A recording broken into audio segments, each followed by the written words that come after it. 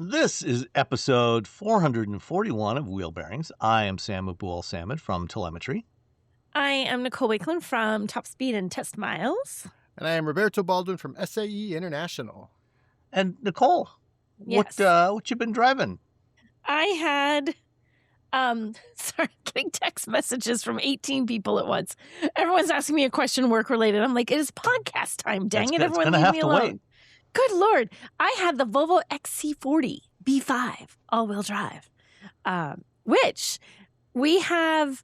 like horrible weather. Like we're having a blizzard as we speak. It is blizzarding. I've heard something about that. I heard you had some snow flurries It's currently blizzarding in New Hampshire. Before it blizzarded in New Hampshire, it just snowed like a half a foot of snow on Friday. And we were going away for the weekend and we took this through the snow and the muck into the White Mountains in New Hampshire, our little XC40. It was fabulous. Actually did really, really well. Russ was very skeptical. I said, we should take the Jeep. It's never going to make it. I'm like, it's going to be fine. I'm like, you don't need a Jeep. So we did take it on. And actually, it handled really well. We had some deep-ish snow when we got up to the mountains because they were still doing that plowing. And you get those spots where you have the giant berm of snow that it looks, it's 4 times as deep as the actual snowfall. And it had no problem getting through anything. It was actually, it was a really nice drive, and it was really, really comfy. 247 horsepower, 258 pound-feet of torque. So it moves. It's not huge. It's a crossover. It's got seating for 5 people, so it's not this like giant vehicle. Well, it's got seat belts for 5 people. Yeah, it's got seat belts for 5. It really 4. I can't see putting more than 4 people in here. Even with 4 people, I think the back seats it's a little squished. A little bit squished. Like Robbie and Russ could not sit front and back behind each other. One of them would have their knees broken. Just crying. Just crying, sadly crying. But it was a nice car to drive. The base price in this, I have no Monroney, but the base for the B5 all-wheel drive is $42,800. You can keep going up depending on which trim that you have. It goes all the way up to like $52,000. So it's not an inexpensive proposition. The one thing I didn't like is there's not wireless Apple CarPlay and Android Auto. It's wired. So if you don't have what year is this? Come on. Ancient. I know, right? This is supposed to be a luxury car.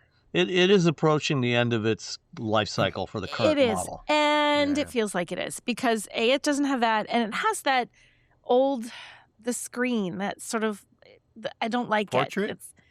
Thank you. Robbie's looking at me making the 9-inch screen. Yeah, I'm not a fan, but it was actually, I think it was bigger. Was it? No, I guess it was just 9-inch screen. Yeah. It felt very small. Felt very, very small. The screen feels tiny, tiny, tiny, which is again, 9 inches was once a big screen. Like there was a 5-inch screen and your option was a 9-inch screen. Now the 9-inch screen feels kind of tiny. So this, although it's comfortable and it's nice, I love that it has this like a sort of felt kind of trim on the interior on the doors. Handled absolutely beautifully in winter weather. Did a fantastic job. It feels like it's needing a little redo, a little refresh, a little attention. Screen feels old, not having the wireless, connectivity. It's funny how aggravating that was because we were traveling and I don't normally keep wires in the car because everything's wireless. And so I was bringing you in the hotel because I was using them to charge my phone when I was in the hotel. Then we get back out and I was like, gosh, dang it. And I have to go back and get a cord because I forgot to bring the cord back out with me. So, overall, and it's, it's got a decent little amount of cargo room. It's not a huge amount. I think it's about 25 cubic feet behind the rear seats, 57.5 if you fold them flat. So you have a decent amount, but it's a nice little compact crossover. I think that has plenty of power, handles great in the snow, looks great, quiet ride, but it feels like it needs some updating. Just a little. Just a little bit. Just a little skosh of updating. Currently, I put it in the garage, though, for the blizzard because it's blizzarding and the snow is on our driveway. On the right side of the driveway, you could almost see the pavement. On the left side of our driveway, it's taller than me. That's the kind of windy? Wind. Little windy. Little scooch. Yeah. So that's the Volvo XC40. Yeah, I mean, I've always liked the XC40. Mm-hmm. I like the overall size of it, but yeah, the back seat is a little snug. That is the one downside. I think Yeah. For just a couple, or empty nesters, or a young couple, or a single person, it's great. I think it's a great choice. But if you got a family, got kids that need to sprawl, maybe you want to step up to the XC60. Yeah, it's just a little. It's not a car for. It's not really a great family car. Like, in fact, if you ever have people in the back, I would say really just go up one little pip. It's a great if you're just you and your dog, as long as a corgi and not like a burner, you're fine. And your if husband. you fold the back seat down, the burner will be okay. Yes, that's true. They would take up the entire cargo area from the lift gate to the front seats, but he would fit back there. All right, Robbie, what did you? Yes, I drove just a little compact economy car. It's the Aston Martin Vanquish Volante. So it's the Vanquish, but it's a convertible. So it's like ooh ah. So if you don't know, the Vanquish is Aston Martin's fancy new. It's essentially a race car, coupe. It has. Hold on, let me get my. Whoops, there we go. It has 824 horsepower. That's from a 5.2 liter twin turbo V12 engine. That's not bad. That's adequate. It's got it's ready to partay. It's got a and what's fun is that for the drive modes it has GT. GT is like the chill mode. You just kind of drive in, and then it has Sport, and then it has Sport Plus. And what's fun about this vehicle is that it has adaptive cruise control and lane keeping assistance, which I think on one hand what's great is that there's just an off button in the center console for that. You hit the off button and a little thing pops up on the screen and says, hey, do you want to turn this off? You're like, yes. You're like, are you sure? And you say yes. And then it turns off the lane keeping assist and all the fancy things to keep you from dying. Because this vehicle, again, it's essentially a race car that looks really pretty and is very comfortable to drive. But wherever the wheel is, that's where it's going. The steering is extremely tight. And so I would assume a regular person who's used to a wheel that has a little bit of play, there's a little bit of, you have something to sort of move around without leaving the lane. The car doesn't twitch into that direction. This does not have that. You move a little, boom, hey, you're going left. Hey, you're going right. And so if you're driving down the freeway, this might keep you in your lane. It's definitely not a car you can kind of look away and then look back, because you look away and your hands might move a little bit to where your head goes. That's one of the tricks of driving, is look where you want to go. Mm-hmm. So if you're looking away and your hands kind of do that, you're just going to go into the other lane. But since this is just an economy car, I mean, it wouldn't really matter if you got a few dents and dings on it, right? Yeah. It only costs, so the suggested retail price is a very, very low $468,000. So $500,000. The vehicle I had delivered to my home was $644,700. $644,000.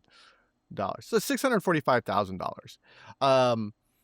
Yeah. There's an import tax on it. Guess what the import tax is crazy. How much is it? Is it as much as a car? Let's see. From the UK, it's probably going to be 25%. So does that 645 include the import tax? Yes. Okay. So then, working back from that, it's let's see, about $120,000. No, that's pretty little high. $37,900. So you could have bought a car, though. You could have bought another car with the import tax. Who knows what it is now? I don't even know anymore. The tariffs are all every day. It's we joke every day it's something different, but literally every day it's something different. It is. It comes with a $500 umbrella. Oh, which is kind of nice. But it's not who has the umbrella indoors? Is that Rolls Royce? Yeah. Yeah, it's just in the trunk. It's just in the trunk, but it has its own little straps and everything. It says Aston Martin on it. So what what exactly does a $500 umbrella entail? I mean, It what stops what the makes it rain. different from a $5 umbrella? Well, it says it has a little metal handle that says Aston Martin on it. I mean, Oh, that's okay. worth Well, at that's least Yeah. $495 right Yeah. there. So, So So it's a bargain then. yeah. So let's see how much the so it has this one has all the carbons. So the interior carbon was a $27,400 option. The exterior, let's see, there's heated steering wheel is $800. The satin black wheels, $2,600. Let's see. The Inspire monotone interior was $10,800. It's a very expensive car. No one's buying this car and saying to themselves, "Ooh, I don't know. Do I really need that thing?" No, this is one of those cars I think people buy and then they hope that, like a Bugatti, where they hope to sit on it and hope that it makes some money, it increases in value and they turn around and sell it. Which makes it even better that I got to just drive it around. Well, I think the thing you have to do if you want to buy an Aston Martin is just wait till it's like 10, 15 years old, and then you can buy it cheap. Because you could probably get this for like $50,000 in a couple of years. Yeah, well, I mean that's what TFL did. Roman bought I think a 2007 or 8 Aston Martin Vantage for $33,000 a couple of years ago. Yeah, and then he sold it to his son Tommy for that. Aw. So yeah, he's got a 18, 19-year-old Aston Martin Vantage now that they bought for just over $30,000. That's cool. So you could do that. So Yeah. that's all the things. It's very expensive. It's very blue. I got the blue. It's got this what's it called? Chimera blue. Oh, is it Chimera? Am I saying it wrong? And so I get in the car to start it and I turn it on and I can't see the display because it's turned down and because it's turned down, I cannot figure out how to get the display to work. How to turn it up. I cannot increase the brightness. I'm clicking everywhere trying to figure out how to increase the brightness. I'm like, you know what? No one buys this car for the infotainment system. Fine, whatever. So I'm driving. I stop somewhere. I plug I add my phone. This vehicle supports Apple CarPlay Ultra. Ooh. This is where CarPlay takes over the entire everying. And how is that? Every time I saw it, I was like, that's dumb. That's lame. Nope. Not dumb or lame at all. It's actually I could find a display, the brightness display. It's literally just more, little icons in Apple CarPlay that control other things in the car. And it just looks like Apple CarPlay. It's the same sort of Apple. And so it does all the stuff. It took over the screen, the dash cluster. Looks nice, looks easy. It's easier to read than the Aston Martin version. So yeah, I don't. I mean, if you're Aston Martin, it's really expensive to do your own infotainment system. You probably don't care that someone else owns that real estate, because you just people aren't buying an Aston Martin Vanquish because they're like, ooh, the infotainment system's a little slow. No one's thinking about that. No one's like, oh well. I don't know. It doesn't have Alexa, so I can't control my lights at home. No one cares. No one cares. It's like when you have somebody at home. If you have $650,000 to spend on an Aston Martin, you have somebody on staff to take care of your lights at home. Yeah, you just call and yell at them. Yeah, if their name happens to be, Jeeves, turn on the lights, please. Yeah, so you don't need any of that stuff. That's it. Somehow I got this car during the nicest couple days in a couple months. 70 degrees, just 70 degrees. Perfect. Nice, just like Nicole. It's like Nicole, where Nicole's living right now. Right, it's perfect warm, weather right now. top down. Slightly cloudy, so it's not too sunny. It's too sunny, it kind of burns your head. Absolutely, I love driving this car. I'm terrified of driving it because it's, again, $645,000. But I also love driving the car. I didn't go anywhere. I just got the car parked in my driveway, and I drive it, and then it goes right back in my driveway. I don't take it to the store. I don't take it to a drive-through. I don't take it anywhere. Yeah, I saw your post on Instagram about not wanting to park it anywhere. Yeah, Oh, so God. I don't park it anywhere. I went to Mare Island, it's over in Vallejo, to take some photos of it because I know that there's people that work there, but it's not. It used to be a military installation, and there's just not as many people as the military had.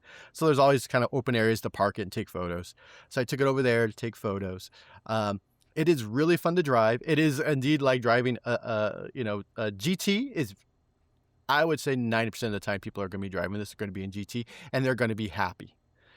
Sport, amazing. Sport Plus, I am driving a race car. That's everything you do is just like, so yeah, it is not to be trifled with as a car. If you are thinking about buying one of these and you are a listener, you should be signing up for our Patreon if you have enough money to buy for that. Absolutely. You should be on like five of those. You should have like 5 accounts just for us. Anyway, if you buy it, just know that this is a sports car first and foremost, bordering on a race car. I mean, they call it Vanquish for a reason. It's going to vanquish you. Yes, it'll vanquish you. It does not have a nice chill steering mode. Yes, the suspension softens up, and the engine kind of chills out a scooch when you're in GT mode. But the reality is that you're still driving this really powerful V12 824 horsepower engine. You're just holding on. The engine's doing it. You're just like, oh, here we go.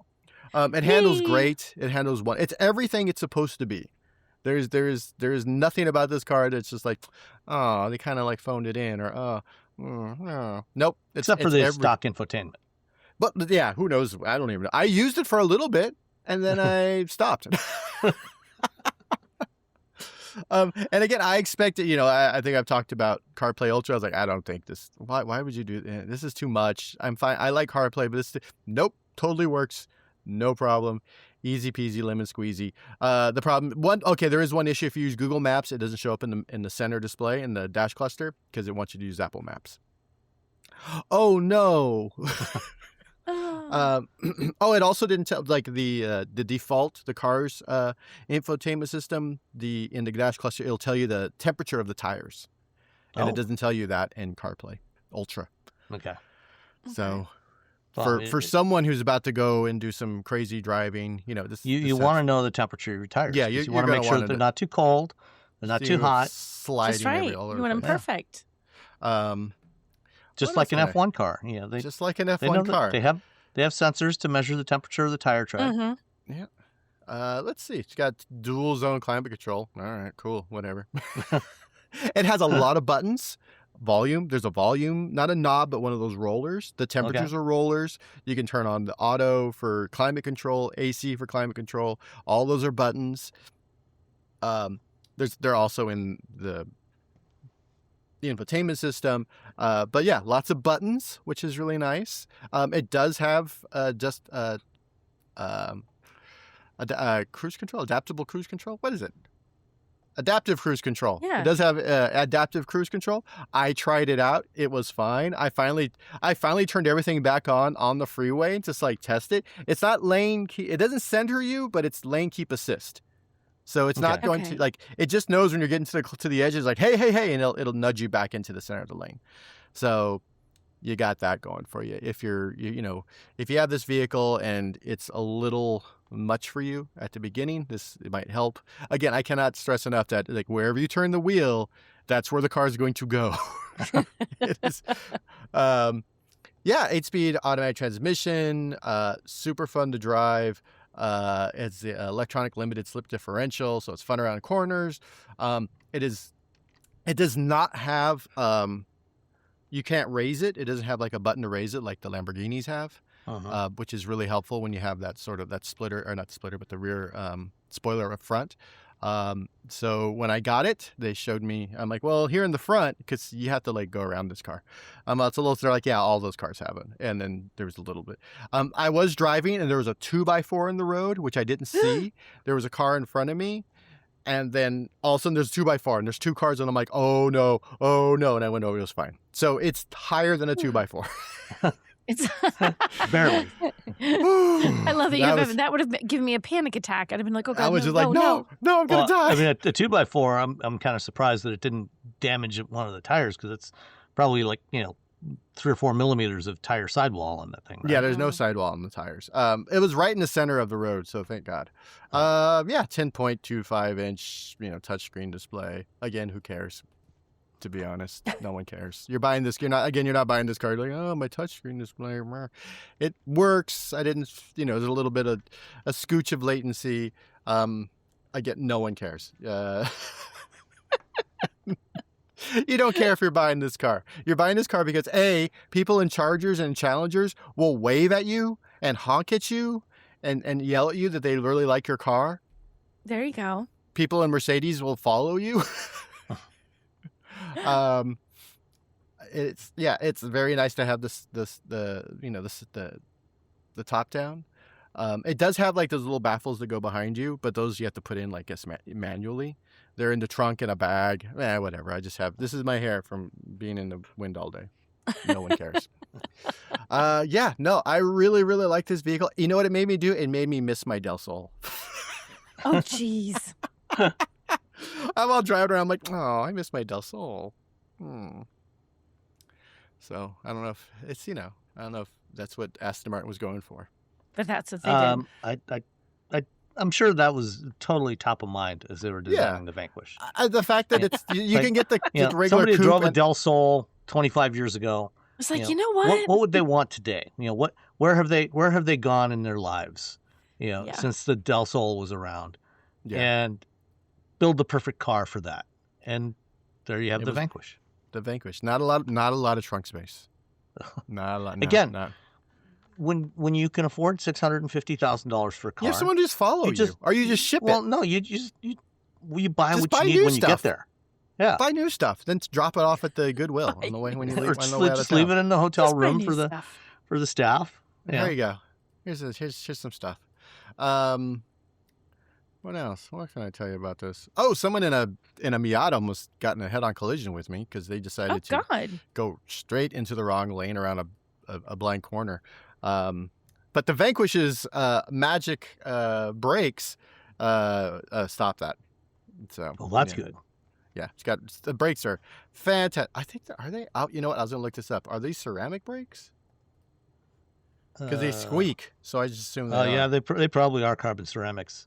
Yeah, they are fantastic for $650,000. Yeah, they better be. Here we go. Brakes. Ceramics. Learn more.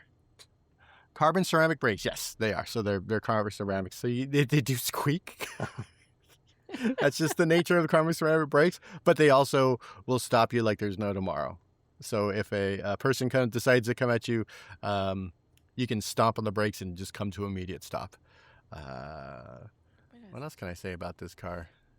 Besides that I really liked it, and that it costs more than my house. I think that's almost 3 times what we paid for our house. It has a top speed of 202 miles an hour. The fact that it's a convertible is way more than their counterparts. I think it's like 200 pounds more. But when you're cruising around in a twin turbo V12, I don't think 200 pounds really matters. No. When you get to 850 horsepower, a couple 100 pounds, not going to make a huge difference. Nothing. Yeah, there's not a lot of room in for space. So you're not going to be hauling anything in it anyway. So that's how you're saving space. Yeah, exactly. That's it. It is really nice to drive around in GT mode. Like it's not so much a sports car or a race car that when you're in GT mode, it feels like you are trying to rein in a wild horse. So that is really nice. So it doesn't feel like, I think one of the issues probably with the Giulia a little bit was that it always felt like it was ready to go, and the brakes were always so tight that you couldn't stop at like the drive-through correctly. So they've sort of shaved off all the bits a bit for GT mode, except for the steering, because the steering is just the steering. There's not really much you can do about that. But it is. I guess they could have like electronically, but who can? Does the car you have the wood veneer on the back of the seats? No, it's all carbon fiber. Okay. They did the $27,000 carbon fiber. I think this might bit. just be for the 60th anniversary edition. The Q. I'm looking at the Q by Aston Martin celebrates 60 years of Volante with exclusive anniversary editions. Yeah. So, yeah, so I haven't had cars in a while, and like last week was like the Corolla Cross, and this week is the Vanquish. So you're getting a little variety. Just mixing it up a little bit. Yeah. Vanquish. All right. Well, maybe someday I'll get to drive an Aston Martin. Hasn't happened yet. I drove the Vantage and another one a while. Hold on. I want to double check, make sure my top speed is correct. Hold on. Top speed is 214. I'm sorry, it was 214. Oh, okay. Back when Nathan Hoyt was still at Aston Martin, he promised he'd get me into one eventually, but now he's not there anymore. They had a great PR person at Aston Martin who just left. Did you know you can support Wheel Bearings directly? Head to patreon.com/wheelbearingsmedia and you can become a patron today. Your contributions will help fund the platforms and tools we use to bring the podcast to you. And exclusives and improvements are already on the way thanks to your generosity. So if you want to be part of an automotive podcast like no other, head to patreon.com/wheelbearingsmedia. We've updated the Wheel Bearings merch store, and now there's a whole bunch of new choices, new colors, new styles, T-shirts, sweatshirts, hoodies, hats, mugs, travel mugs, stickers, aprons, tote bags, you name it. You can get your Wheel Bearings merch at shop.wheelbearings.media. Go check it out. That's shop.wheelbearings.media. I'm very sad. This episode is sponsored by BetterHelp. It's February and the focus on relationships is stronger than ever.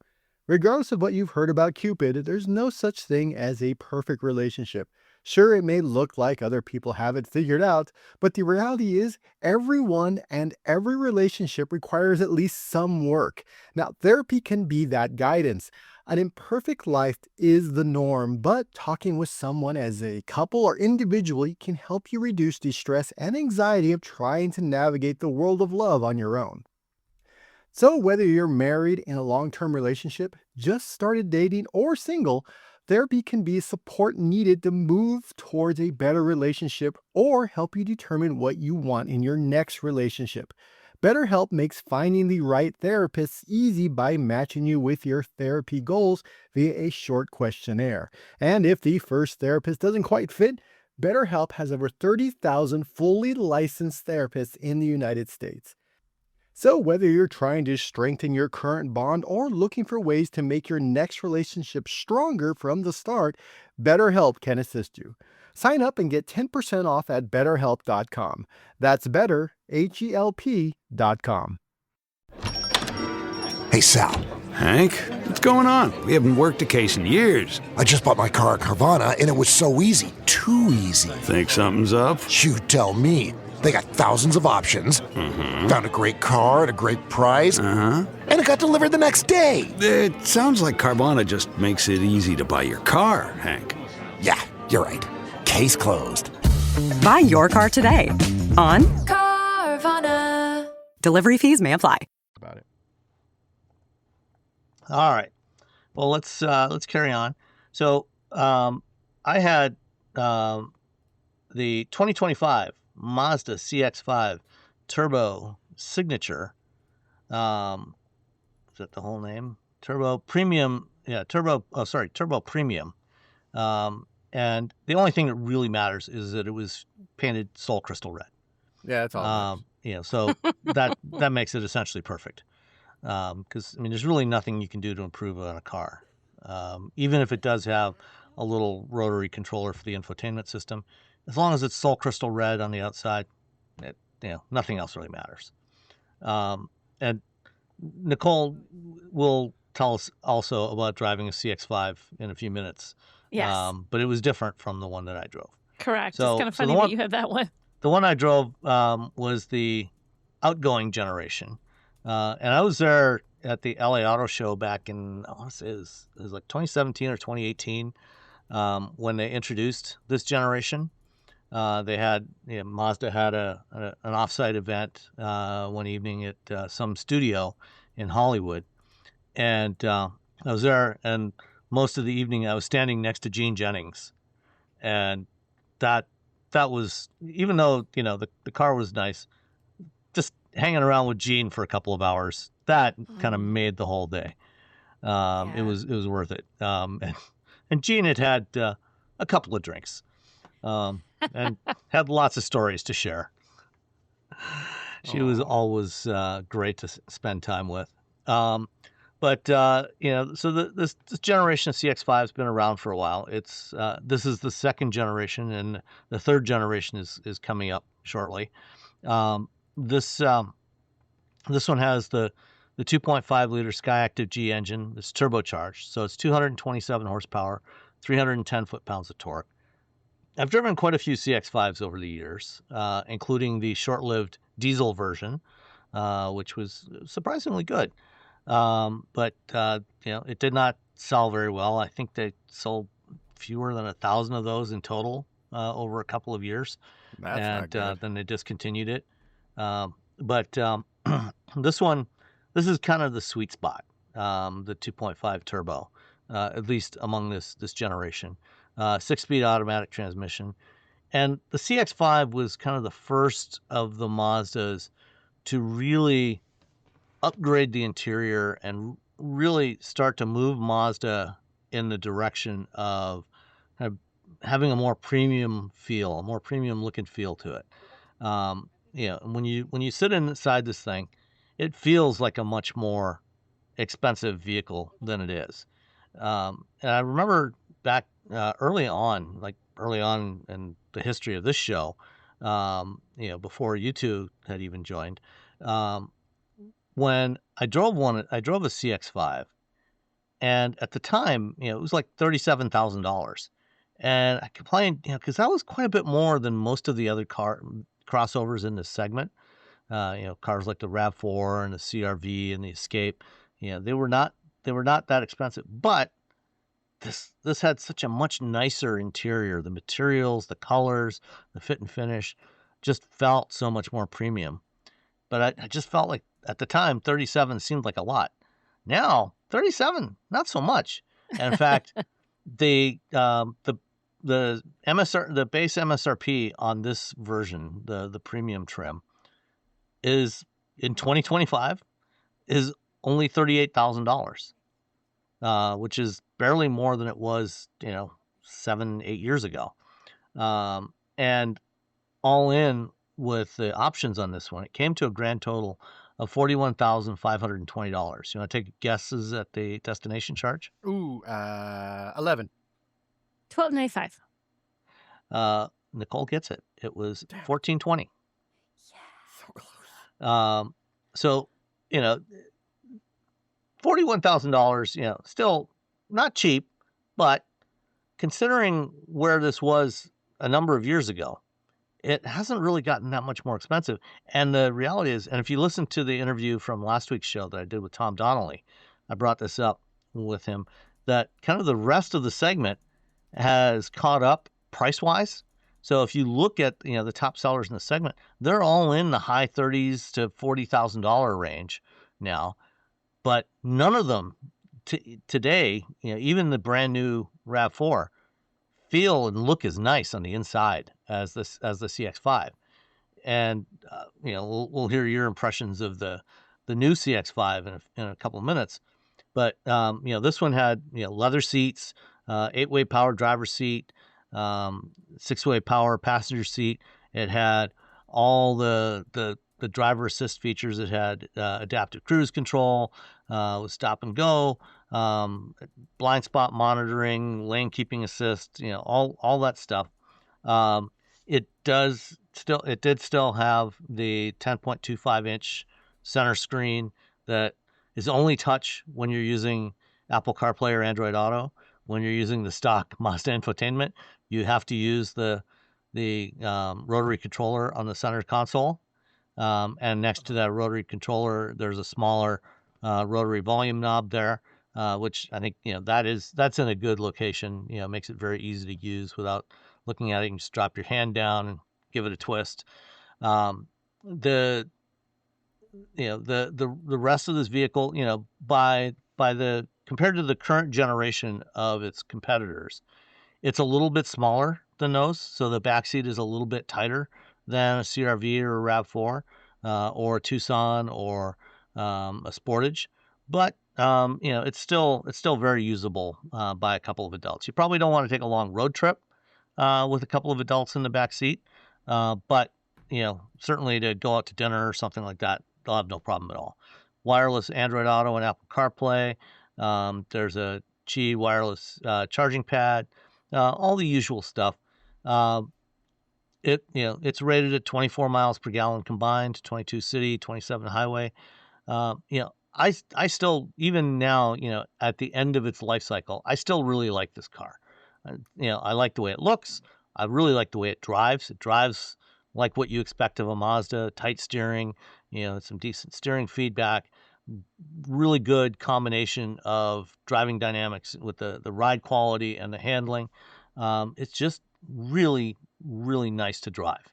And I, even now, before the 26s get to the dealerships, this is still a vehicle that I would recommend to somebody looking for a vehicle in this class, the compact crossover class.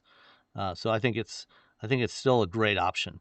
And the engine, the 227 horsepower, that the numbers don't seem as high as some of the competitors, but it feels strong. It's got a lot of torque, so it's a really nice engine. So that is the 2025 Mazda CX-5 2.5 Turbo Premium in Soul Red Crystal Metallic. So yes, Nicole. Yeah. You also drove a CX-5. So I drove the 2026 Mazda CX-5, which is and they've completely broken it, right?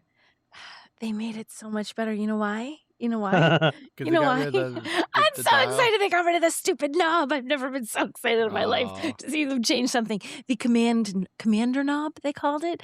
I called it the world's most annoying infotainment control ever invented. I hated that thing. And they got rid of it. And I even there's an interview at the end of the podcast with Matthew Valbuena. I believe I said his name right. And he's in charge of figuring that stuff out, like making that stuff seamless. And I chatted with him about it because for the longest time, Mazda tripled down on that, right? We're going to keep it. But he said, all the apps that you have, they all use, you're used to a touchscreen. So when you start mapping it out to that controller, suddenly you can't map it the way that you want to naturally use it. So that's why they went with a touchscreen. So I was overjoyed for that one reason alone. I'm like, yes. So don't get the 25 because it has this stupid old controller. Get the 26 because it doesn't have the stupid old controller. Get the 25. No, he's wrong. It's the worst. I hate that. So it got the other things that changes. This is a little bit bigger. The wheelbase gets a little longer, so there's a little more room for people, a little more room for cargo in here. So it's a little bit roomier, which is good. Still has that sort of compact footprint. Still really easy to move around in urban areas. It serves that purpose well, but it's just a little bit more versatile for you, which is good. And has 40-20-40 split fold seats so that you can, have people sitting on the left and the right and still put like skis or something through in the middle, which is pretty cool. Pricing on this, it starts at $29,990. That's the base. Then there's the preferred at $34,250 and the premium plus at $38,990. So it still stays well priced. You don't have the turbo engine though anymore. That is gone. You just have the 2.5 liter 4-cylinder with a 6-speed automatic, 187 horsepower, 186 pound-feet of torque.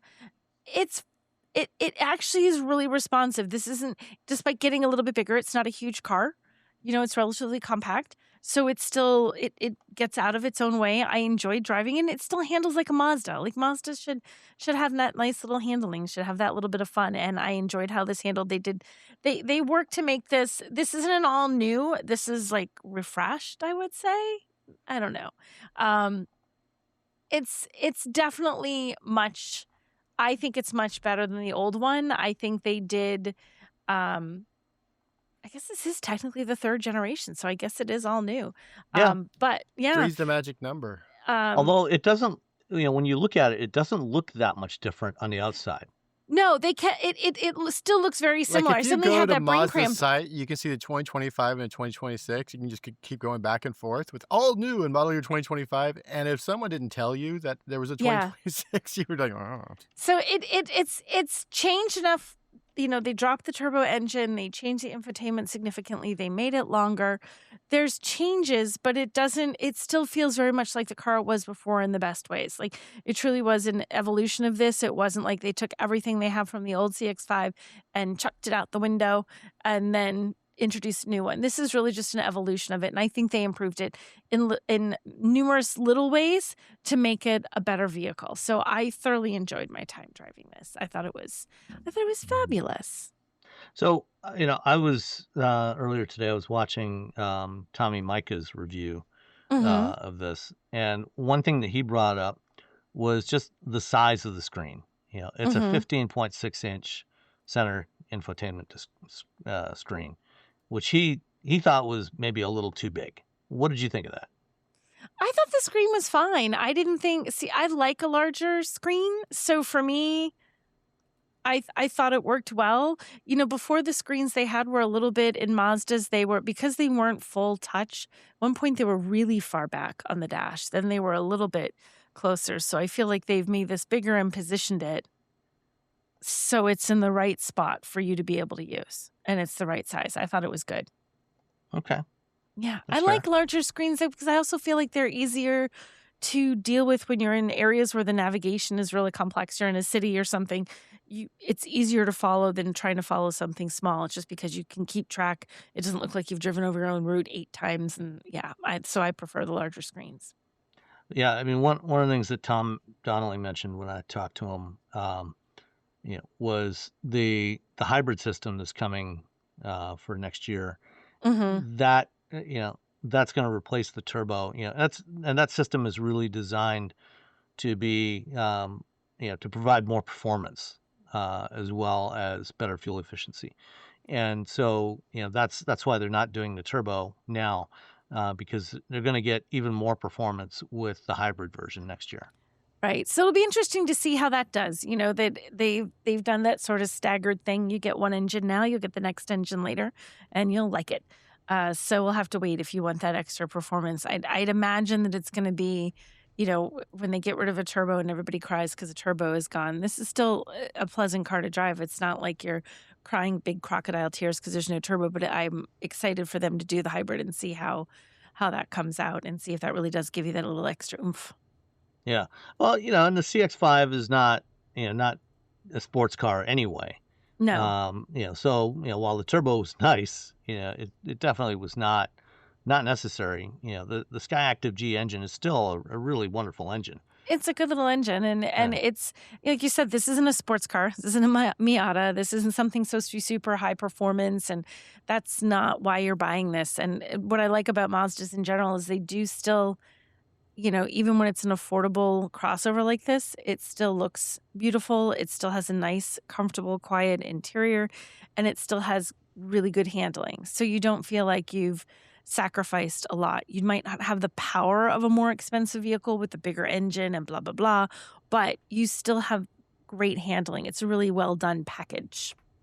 And, one thing that was interesting that I learned from a previous conversation with Mazda, when they first announced the new CX-5 some months ago, I asked, why they kept the name, because, all the other Mazda crossovers in the last few years, as they've been replaced or new models introduced, they've changed the nomenclature slightly. So you've got the CX-90, the CX-70 for the larger ones, the CX-30 replaced the CX-3. You get the CX-50, and then the CX-5 is the only one without a 0 at the end for the crossovers. And so, well, it's just CX-5's been the best-selling model for a long time. There's a lot of brand equity in that nameplate, and so they decided, rather than rename it to CX-60 or CX-55 or something, they would just keep the CX-5 name. Well, and that's the thing too, and different automakers over the years have done that, where they've change the name. They rename the whole lineup to make them all fall into a new nomenclature or something, and it's confusing to people too when you keep changing the names of your vehicles. So where it is a best-selling vehicle, where it is a big deal, don't get confused. Let people get confused about what it is. Leave it alone. Leave the name alone. Yeah, and now they've got two crossovers that are similarly sized with the CX-5 and the CX-50. CX-50 is designed to be a little more rugged, off-roady, versus the CX-5, a little more stylish, sleek. So it'll be interesting to see how the sales split between those two develops over the next couple of years. Mm-hmm. All right. Anything else on the new CX-5? No, I think that's about it for me. All right. Well, tell you what, I'm going to drop in the interview that you did with Matt Valbuena right here, and we will be right back after that. Okay, so first, tell me your name and your title. My name is Matthew Valbuena, and I am a project manager for Mazda, responsible for Mazda's in-vehicle technologies and the human-machine interfaces that interact with those technologies. Is that actually what it says in your business card? Because I think you'd need 3. It says project manager, infotainment and HMI. Okay, close enough, right? Close enough, but it's like infotainment isn't really a consumer-friendly word, and HMI people don't know, so it's a lot easier to express it as in-vehicle technologies and how you interact with it. That makes more sense. So today I have the pleasure of driving the new CX-5, where you guys have really completely reworked how the infotainment screen and infotainment system, and particularly you got rid of that knob that anybody listening to the podcast knows I hated. Tell me a little bit about what you did. So the 2026 CX-5 features Google built-in. So Google built-in means that for Mazda, Google Maps is the native mapping solution, and Google Assistant is the native voice assistant. And because it's Google built in, we also have access to the Google Play Store, which allows you to download apps. So in the car that you were driving, we had downloaded Spotify, we had downloaded Waze, the Google Chrome browser was downloaded, and the car already had YouTube installed. But this allows the user to download the apps that they want to utilize in the car, so that way they don't have to use their phone in the vehicle. They can still use CarPlay, they can still use Android Auto, but if they forget their phone and leave it at home, they're not kind of left out in the dark. They still have access to their Google Maps, they still have access to Spotify because of this Google built-in experience. The other big benefit of this Google built-in experience is it really helps us meet customer expectations.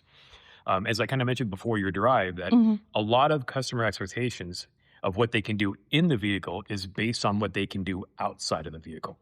And when you look at how much time people spend in the car interacting with infotainment versus how much time they spend out of the car interacting with their smartphone, with their tablet, with their laptop, with their smart TV, all of those interactions kind of change what they expect to be able to do.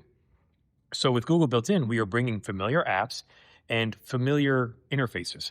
So when you're on your phone, or mainly on your phone with Google Maps, the way you pitch, zoom, swipe, tilt the map view, all of that is capable in the vehicle. So from a intuitive factor, it's much easier for you to hop into this vehicle and figure out how things work. And kind of the goal is when you buy a smartphone or when you buy a tablet, when you open the box, there's just a charging cable and a quick start guide. And the quick start guide basically says, here's where you plug it in, here's how you turn it on, and that's it. Whereas the car has, a 300-400 page owner's manual. We don't want the infotainment system to require a 300 to 400 page manual to figure out. So the goal is to kind of deliver that easy to use, intuitive user experience. And do you feel like, because that dial for a long time, there was a name for it. The commander knob. The commander knob. That was something that Mazda sort of doubled down on being a better solution than touching a screen all the time. But now you've given us, of course, voice control is the best way to go. But you've also, now the touchscreen is a touchscreen. Yes. Explain the change and why you're like, that still works. So when we launched the second generation Mazda Connect system with the 2019 Mazda 3, that vehicle was entirely non-touchscreen. You had to use the commander knob to operate everything, including CarPlay and Android Auto. We saw lots of complaints, specifically with the app based experience with CarPlay and Android Auto, that those interfaces were designed for touch input, and that trying to use a commander knob was very difficult and frustrating for the users. So starting with the introduction of the CX-50, we brought back touchscreen inputs specifically for CarPlay and Android Auto. The native Mazda interface still required the use of the commander knob. So clearly, we saw that app-based interfaces really had to have the touch interface because they were designed or optimized for touch. So with this Google built-in solution, because of the fact that we have the ability to run apps from a variety of third parties like Spotify or Chrome, for example, trying to be able to map the variety of user interfaces and capabilities to a commander knob becomes a limiting factor, becomes a challenge. And we didn't want to have those same type of complaints from users saying, oh, I love this app, but it's so difficult to use with this knob. And again, kind of when I talked about Google Maps, all those swiping gestures and input methods, they just become second nature. Don't think about it. So when you see the similar interface in the car, you kind of already know how to use it, even though you may never actually interact with it before. Okay. So I'm pleased with that because I'm glad to see that the old commander knob is gone. So what do you think for people getting into a car? And this is a specific question for, the average age of a car is what, I think 12 years old now? The average registered vehicle on the road is about 12 years old. So if you haven't had a car in 12 years and you get into a car today, it is suddenly like a computer on wheels, and it can be really overwhelming. You talked about not wanting a person to feel like they need a manual. Correct. Do you think that person who's coming from a car that didn't really have an infotainment screen and is now getting into this is going to find it an easy switch? I believe so, simply because of the fact when you look at, I know I keep mentioning smartphone, and we're not saying this car is a smartphone on wheels, but the familiarity with those types of inputs and interfaces, 83% of the adult population in North America has a smartphone. That means my grandparents have a smartphone.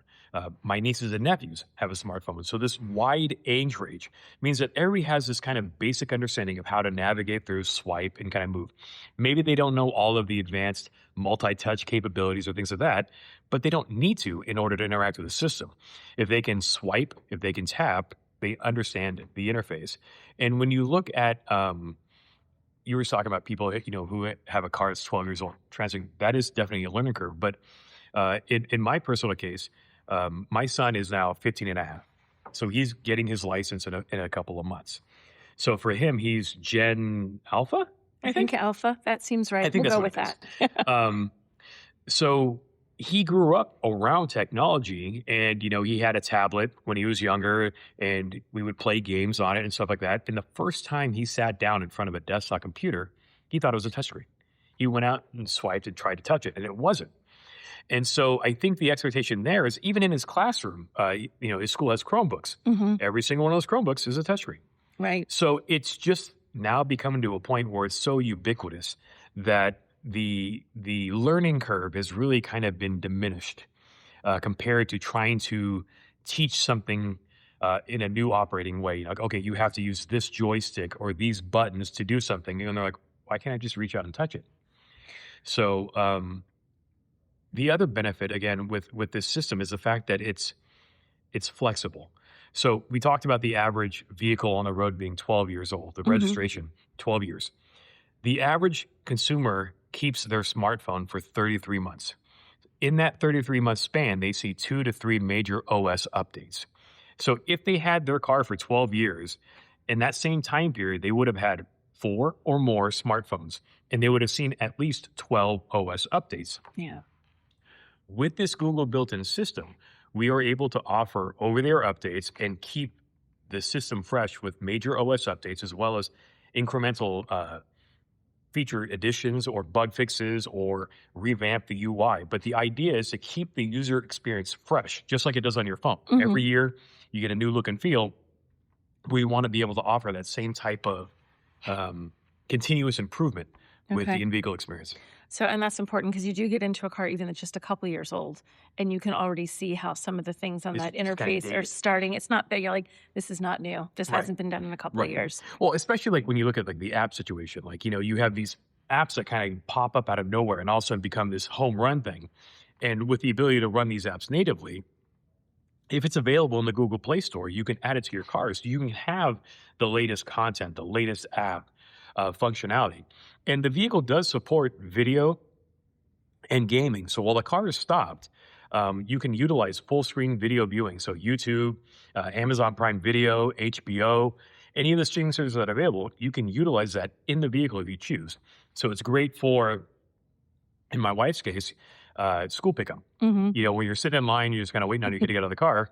You know, yeah, you can watch something on your phone while you're parked, but you now have a larger screen in the vehicle and you can play it through the entire audio system. Right. Why not take advantage of that extra few minutes of time to catch up on Bridgerton or whatever you may be watching? Are you a Bridgerton fan? My wife is a huge one, and she's been catching up on it. And I've been walking into the room and seeing things on the screen going, oh, that's happening. One of the things that it doesn't have, talking about knobs and controllers, there's no volume knob. Correct. That caused a problem for Honda. The world had a small revolt. Honda brought back its volume knob. So tell me about why you guys said, well, let's see what happens if we get rid of it. Honda did it with a much smaller screen. And I'm not saying that the screen is a justification for it, but it was a much smaller area to work with. So it was kind of an interesting choice in their case. We still have volume controls on the steering wheel. Mm-hmm. And just like Tesla or Rivian, we do have volume controls on the screen, but it's offset to the passenger side of the screen for the passenger interaction. We really see the driver keeping their hands on the wheel, utilizing the volume control. So in our evaluation and in our testing, the knob was not a major concern.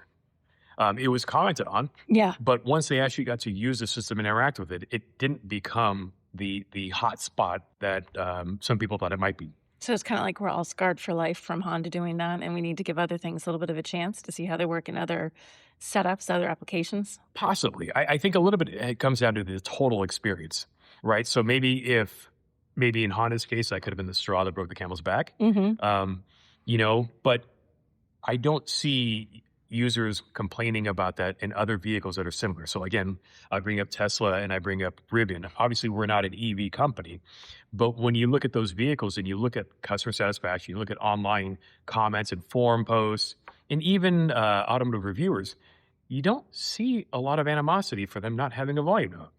So it is interesting how traditional automakers don't get that same leeway.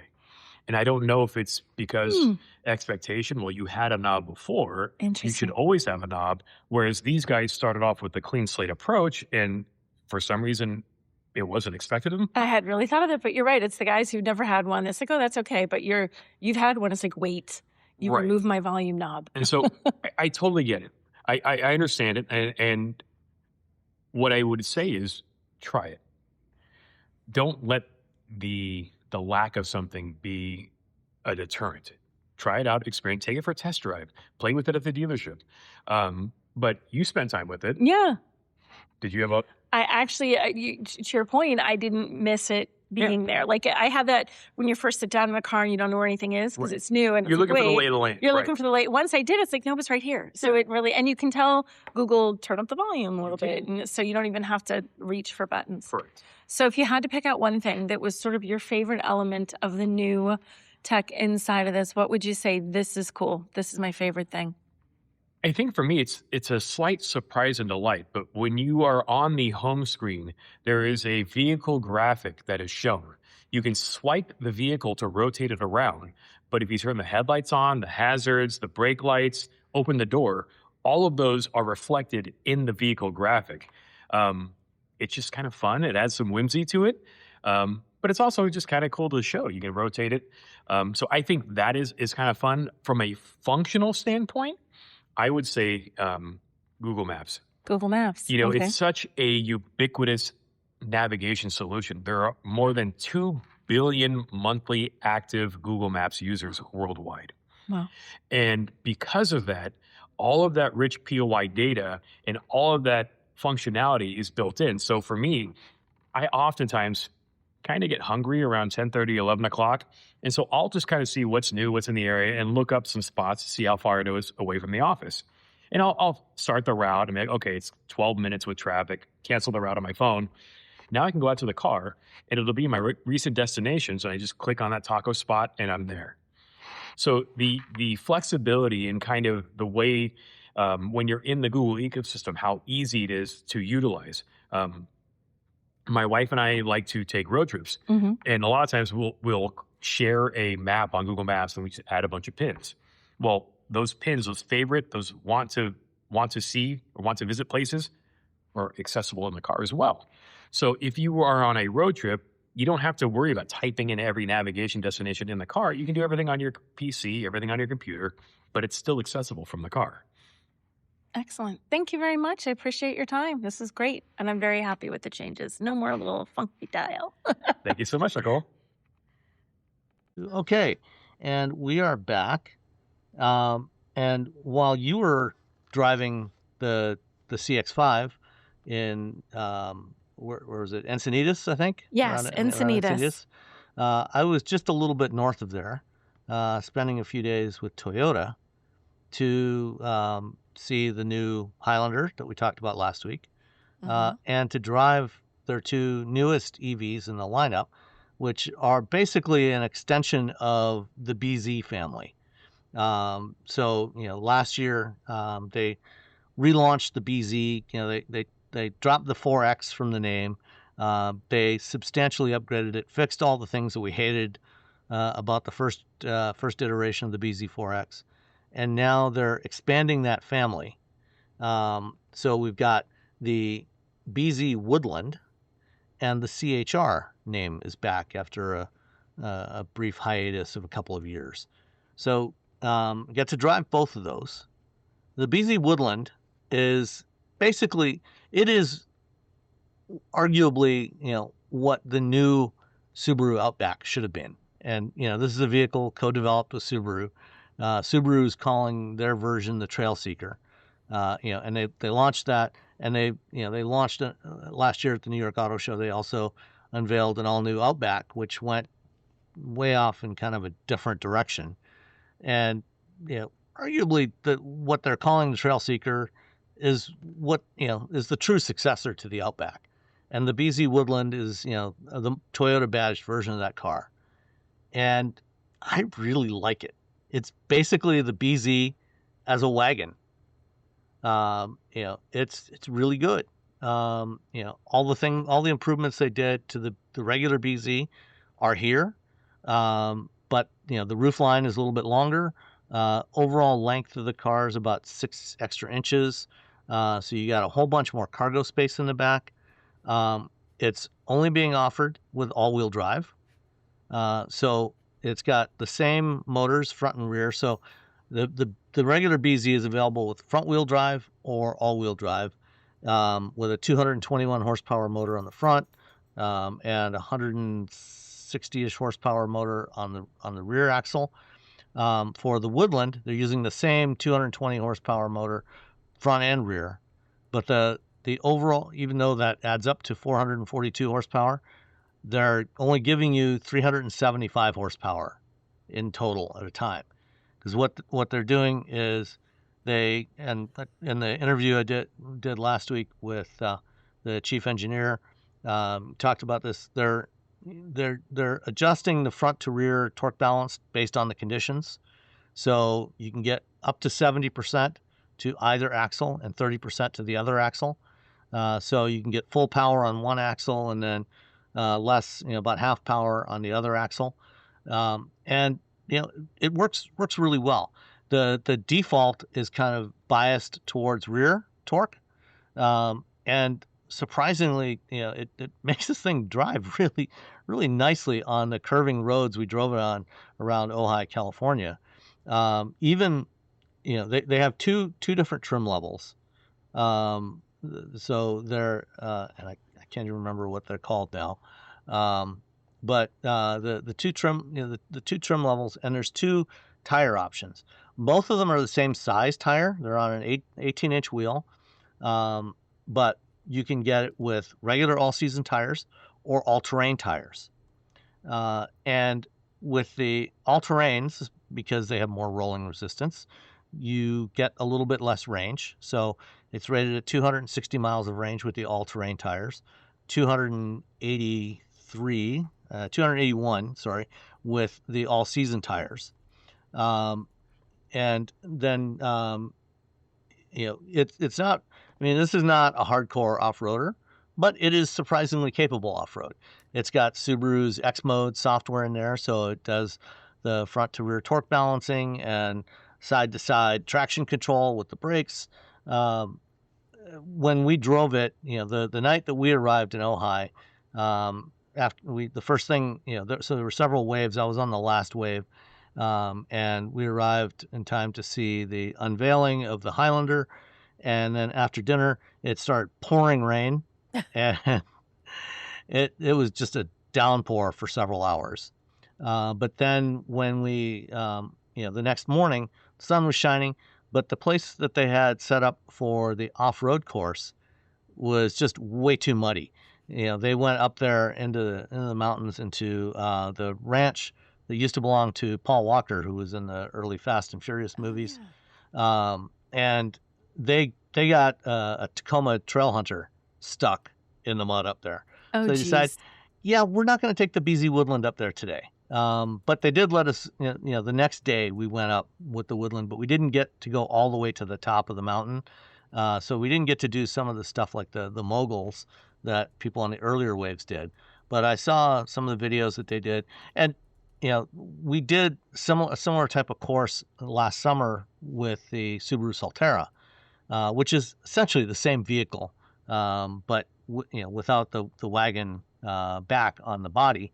And we did that with the all-season tires on the Solterra, not even all-terrain tires. And it did fine. The X-Mode stuff works really surprisingly well. The tires that are on the Woodland are slightly larger diameter than the ones on the regular BZ. So you get about 0.2 of an inch of extra ground clearance. So instead of 8.2, you get 8.4 inches, which doesn't sound like a lot. And it's not, to be fair, compared to most off-roaders. But it's comparable to what you get on most Subarus. And compared to other off-road variants, technically off-road variants of other EVs, like the Hyundai Ioniq 5 XRT. The Ioniq 5 XRT only has 7 inches of ground clearance. The Mach-E Rally is only 5.9 inches of ground clearance. Oh, wow. So it's actually pretty useful. Driving up the road up into the mountains on the ranch there, a lot of the mud had dried, but the road, the trail was still pretty rough, and there were sandy bits in it. And when we got into some of these sandy parts of the trail, the system worked just fine. So with the 375 horsepower of this thing, it'll do 0 to 60 in about 4.4 seconds. It's got 33.8 cubic feet of cargo space behind the second row. If you fold down the second row seats, you get 74.3 cubic feet of cargo space. It comes standard with all-weather floor mats on both trims, so all of them get all-weather floor mats. I think all cars should just come standard with all-weather floor mats, but that's Seriously. just me. Even Why do I need carpet? Even the Aston Martin? Well, yeah, even the Aston Martin. Why do I need carpet? I'm not driving them with my toes. You could, though. I do. You know what? I do drive the BRZ in the summer with I take my flip-flops off and I just drive with my feet. Just my bare feet all the time. I was in a Rolls Royce. What's the convertible? Rolls Royce convertible. Anyway, I've the drawn a blank. Dawn, I think. Yeah. And they had the lamb's wool floor mats that when you step on them, they go whoosh, sink. And I was like, can I just take off I took off my shoes for a minute and I was like, oh my God, this is amazing. So I would drive that in my bare feet. That's it. So, the even on the all-terrain tires, though, driving up, these curving mountain roads, the BZ Woodland handled surprisingly well. It was actually a lot of fun to drive. The steering is good. It's got decent steering feedback, really nice steering feel. It's a really good car to drive. Do you know if it's the same like suspension setup that they have on the Outback Wilderness? That Outback Wilderness did so well just on the regular road around corners. They're like, oh yeah, because we have active suspension now. It's going to be a little bit different because it's a different platform. But this was for the Woodland and the Trail Seeker. the development was led by the Subaru engineers. Okay, So yeah, it's that probably a makes lot of the sense. same engineers that worked on the Outback Wilderness Yeah. that had a hand in this one. So there's two trim levels, base and premium. It only comes with all-wheel drive with 375 horsepower. The base is $46,750, including the $1,450 destination fee. The premium is $2,100 more than that, so $48,850. So not cheap. Is it still 400 volt? It's still 400 volts, 150 kilowatt charging. So they say it'll do 10 to 80% in about 30 minutes. It does have a NACS charging port, an SAJ3400 charging You port. gonna be okay, Robbie? It's got all the bits that you want. You're like, oh, it's essentially just a Subaru. It's a wagon. It's an EV. You're like, yay! It's 150 kilowatts charging. Yeah. I'm like, come on. What year is it? Come on. Hey, They did. They did almost everything right. How's that? Yeah, at least the charging curve is vastly better than it was on the original BZ4X. Oh which God, that was took torrid. well over an hour to charge. This will do it in about 30 minutes. So it's roomy. The back seat is very roomy. So you can take your teenage kids, take your adult friends, to go camping or whatever. The charge port is on the front right fender. So when you nose in to a supercharger station, those nice short cords that they have on the version 3 superchargers, they'll fit. It'll reach. So it won't charge as fast as a Tesla or as a Hyundai Kia Genesis EV, but it's not that far off now. And then the all-terrain tires are a no-cost option because you're losing some range, so you can choose those for no additional charge if you want. So nice. I really like this thing. So close. It's yeah, so close. They're so close.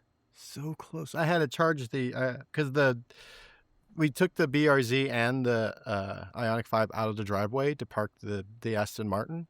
So because we had to because the driveway's at an angle, a hill, blah blah blah. So the car takes up 2 spaces.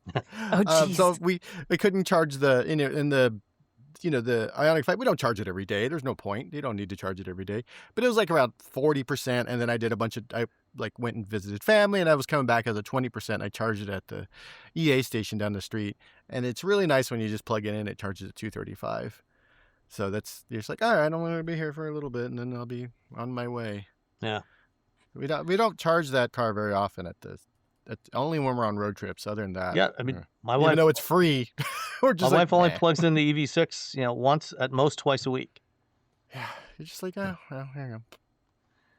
So the other Toyota that we got to drive is the new C-HR, which is also on the same architecture, but the C-HR has a 4.4-inch or 4-inch shorter wheelbase than the BZ and the BZ Woodland.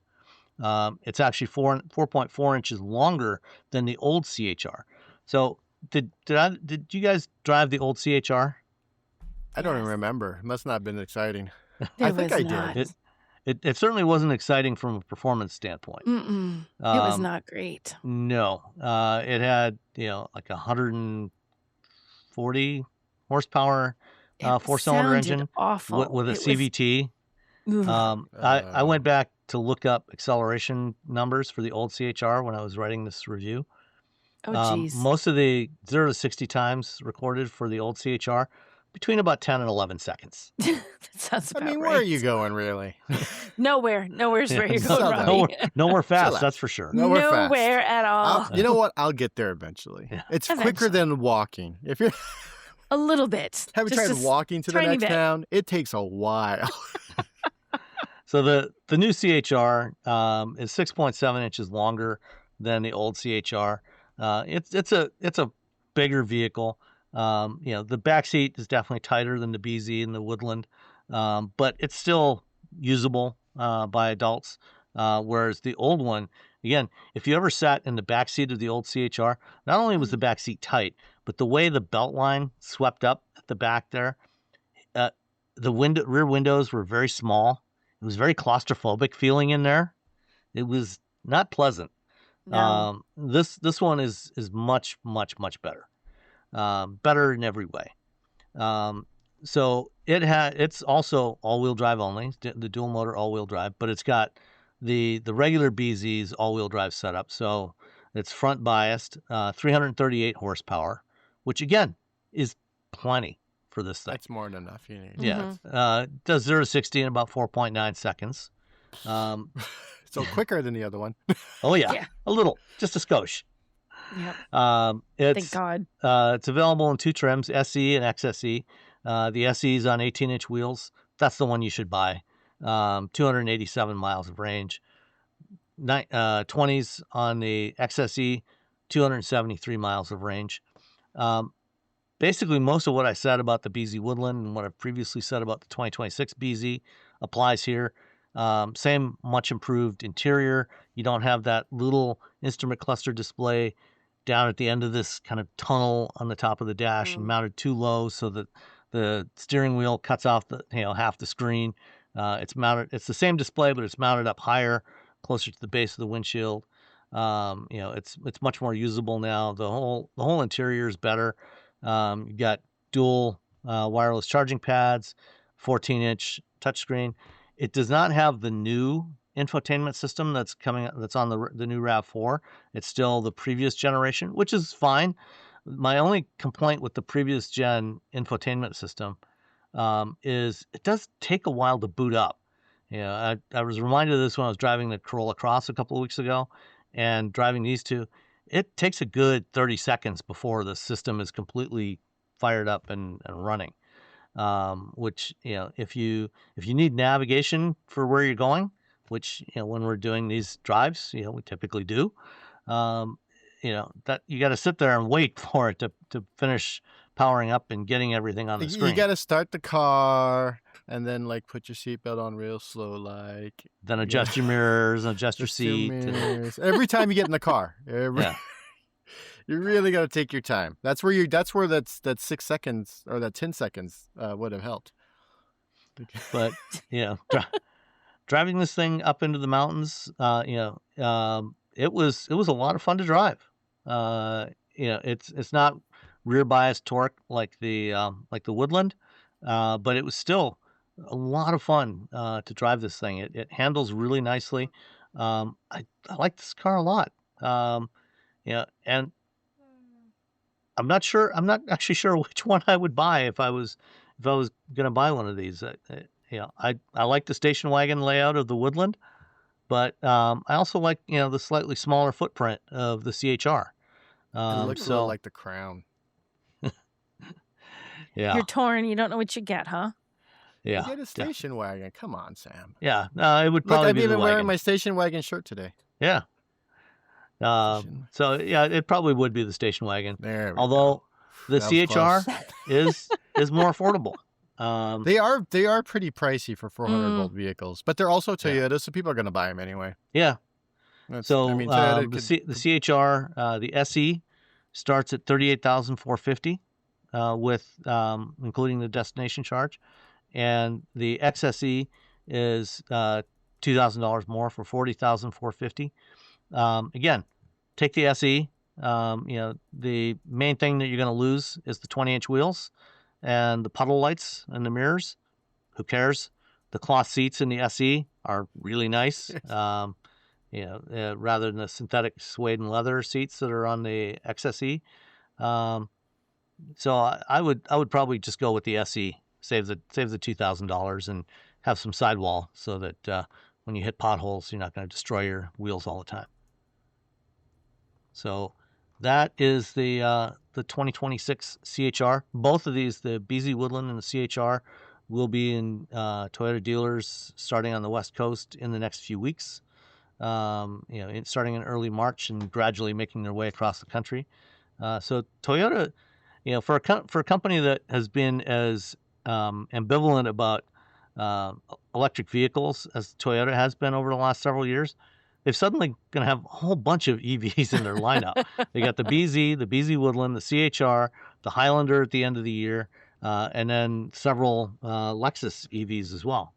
I don't think they like people like looking at the BZ4X and being like, "This is trash. This is not a Toyota. This is not up to snuff. How dare you put your badge on this Yeah. vehicle?" I think it was Hey, I mean, there's they a clearly little bit of listened. like, okay, this is what, and then seeing like how well Hyundai's doing. Like Hyundai's making a profit on this.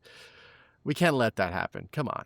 Yeah. Come on. We have to beat Hyundai. I think there's a little bit of hurt ego when it came in their EV lineup, where they were just like, well, this is good enough. And then everyone was just like, no, like we're not just going to accept this because it's a Toyota. Because, again, most Toyota vehicles are actually really, really nice and they last a long time. That's their deal. And then they come out with like, meh. And that's the other thing. The interior of both of these cars was actually so much nicer, the materials and everything, compared to the new RAV4. The RAV4, I mean, when I drove that in September, it felt really cheap inside. It was hard plastics, not nice, it didn't have nice textures on it. This has really nice materials.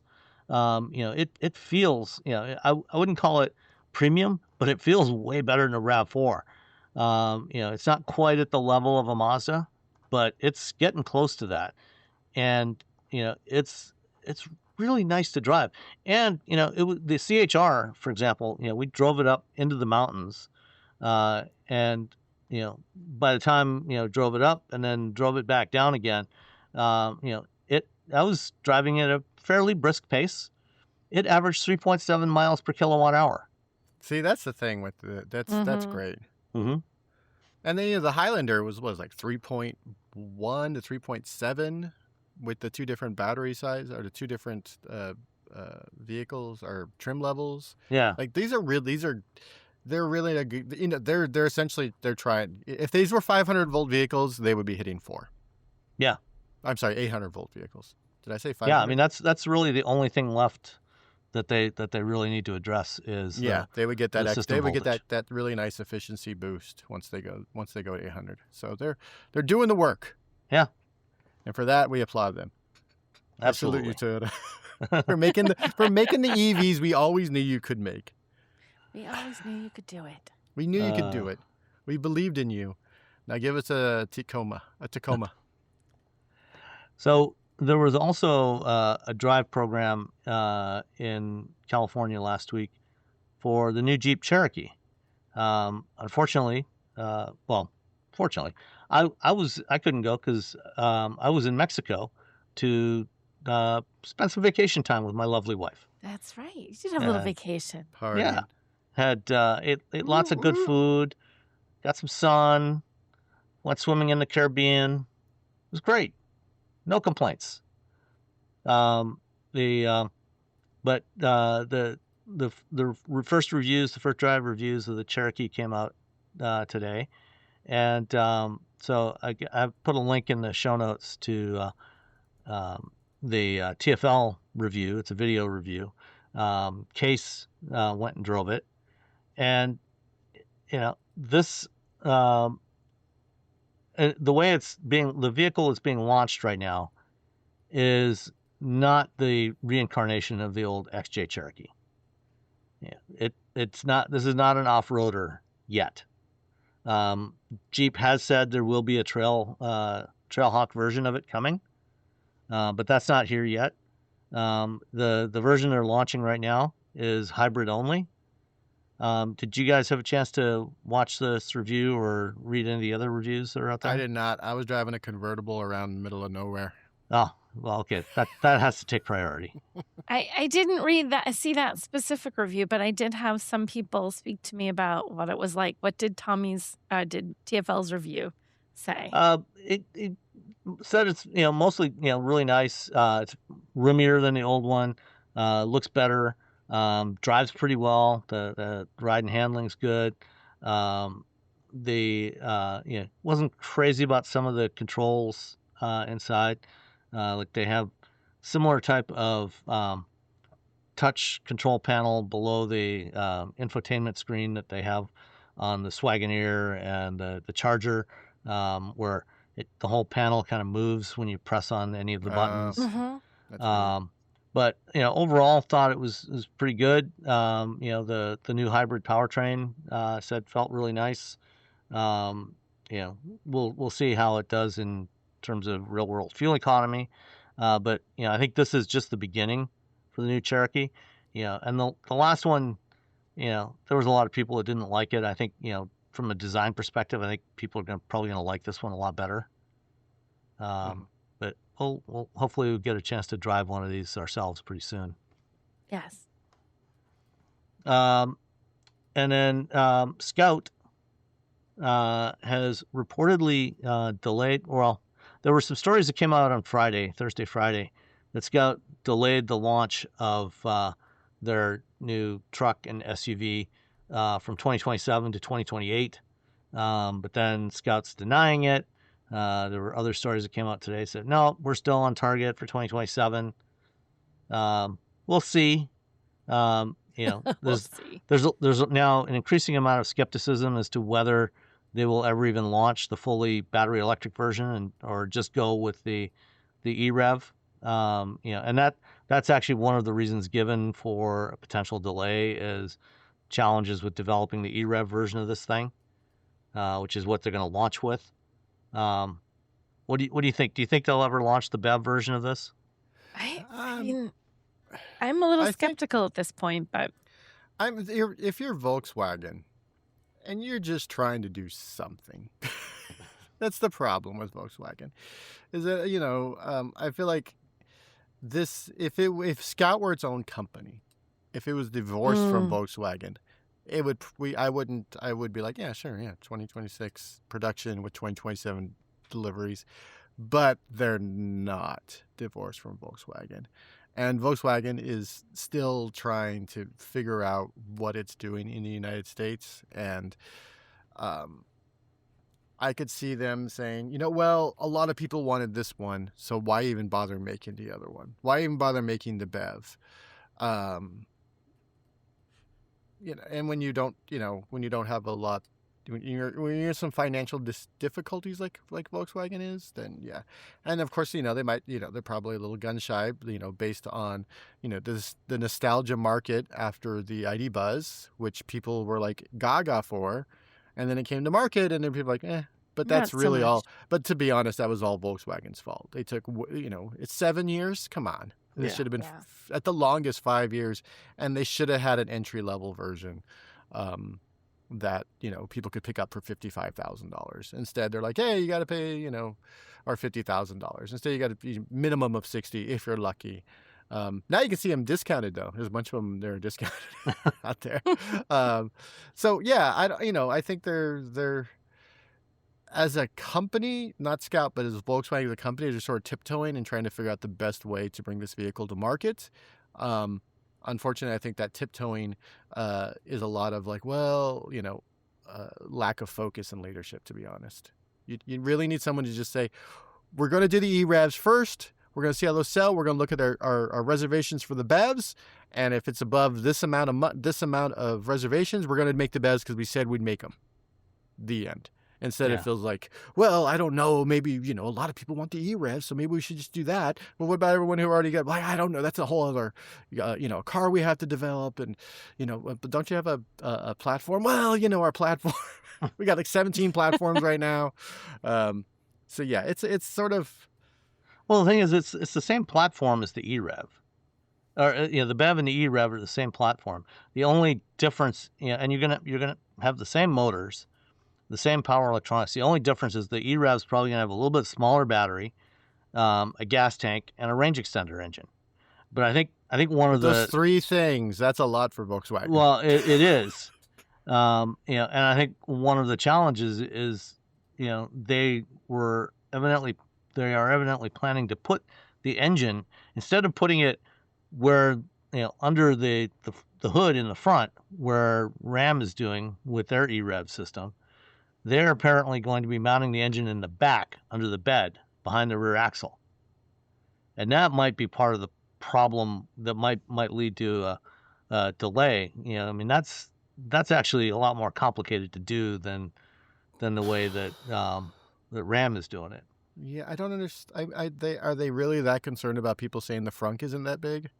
Because you're removing space from an area of the vehicle that is always being used for space, and that's the back of the vehicle.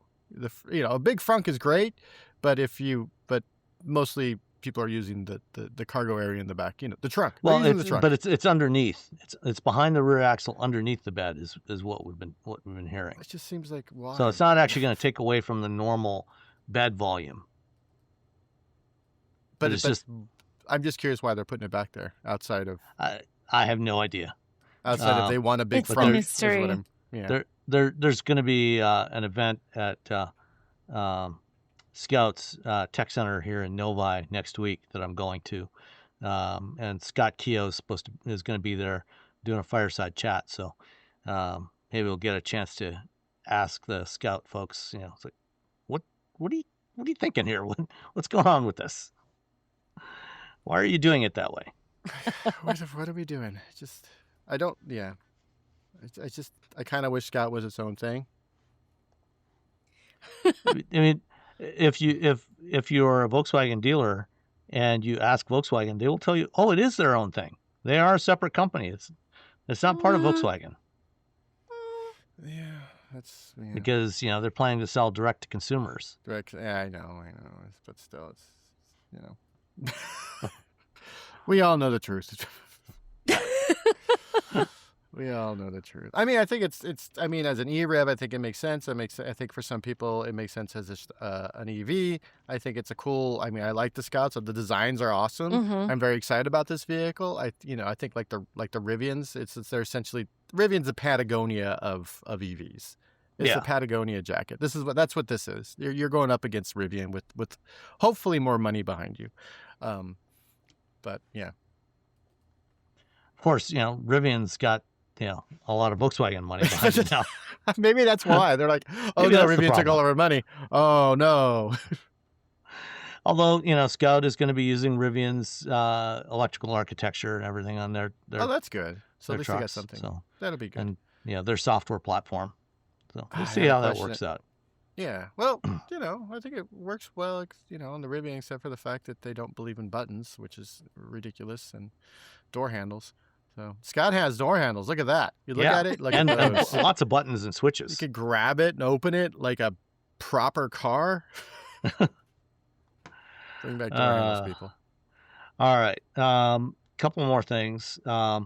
Uber unveiled their autonomous solutions designed to accelerate autonomous mobility and delivery worldwide. So over the last couple of years, Uber has been partnering with almost every autonomous vehicle company you can imagine, investing in many of them, putting hundreds of millions of dollars into these various companies, including Nuro and Wave, and I don't think they invested in Waymo, but they've been putting money into spreading their money everywhere. Whole bunch of other companies.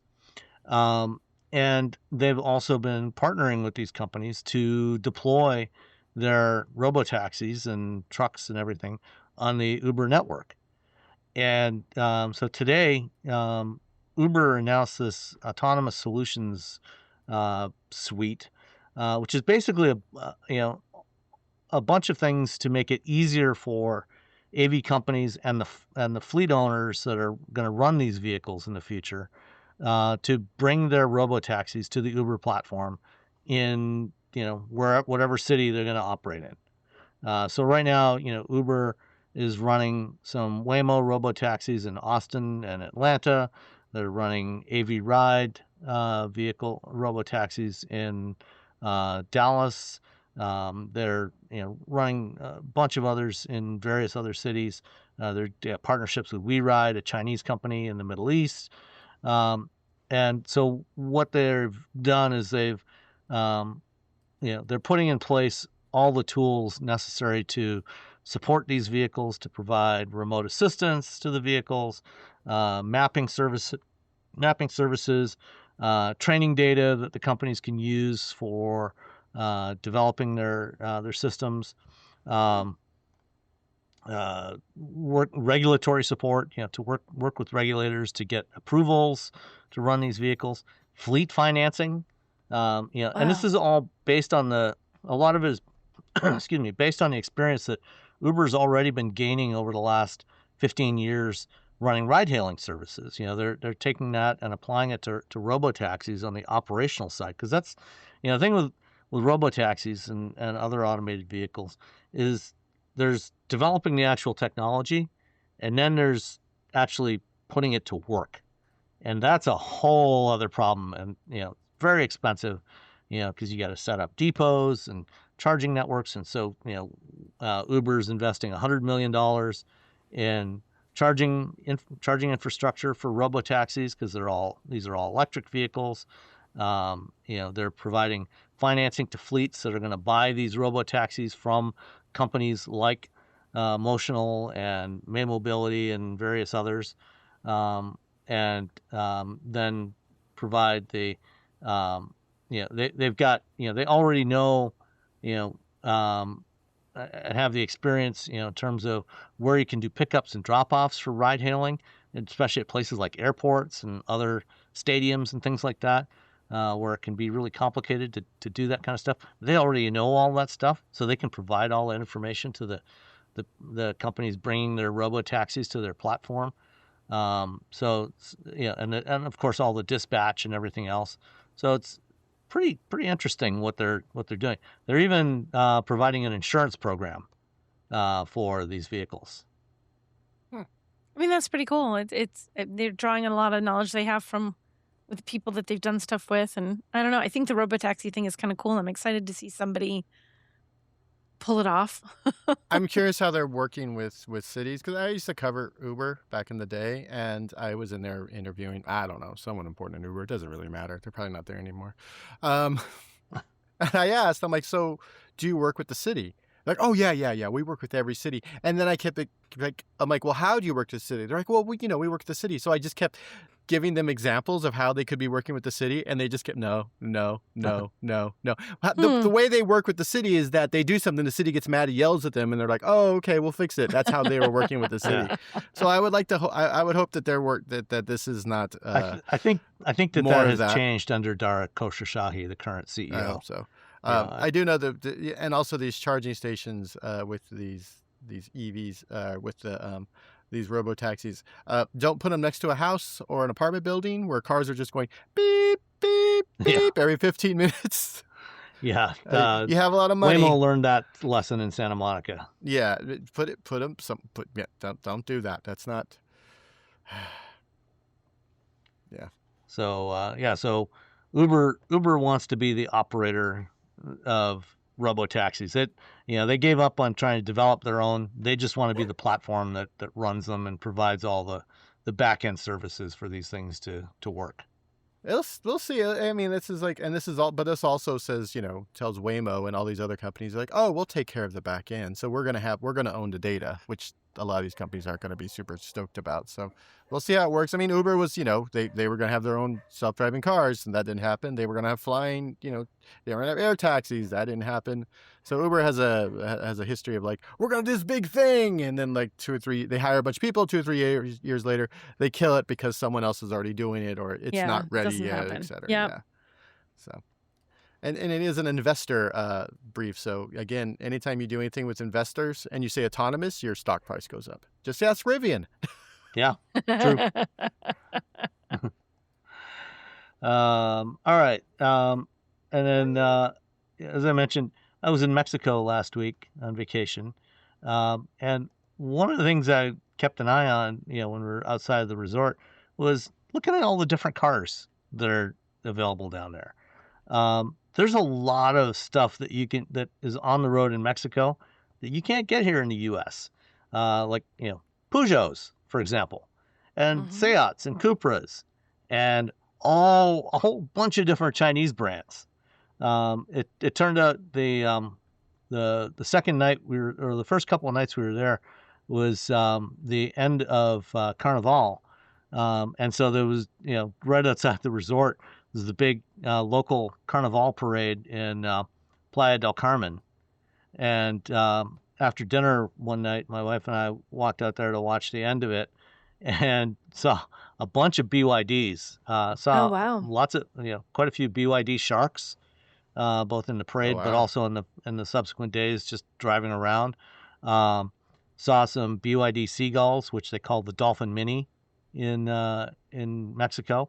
This is the little compact hatchback, electric hatchback that they sell in China for like $10,000. Has 180 miles of range. It's a cool looking little car, but saw some Great Wall Motors cars and Cherries and Geelys and assorted other Chinese brands.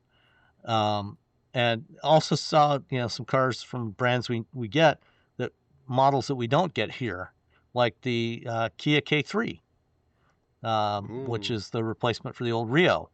Right. And the K3 basically looks like a slightly scaled down version of the K4. And it's pretty cool looking. So you got to see some cool stuff that we won't have. Yeah. One thing don't see a lot of there, not a lot of full-size trucks or SUVs.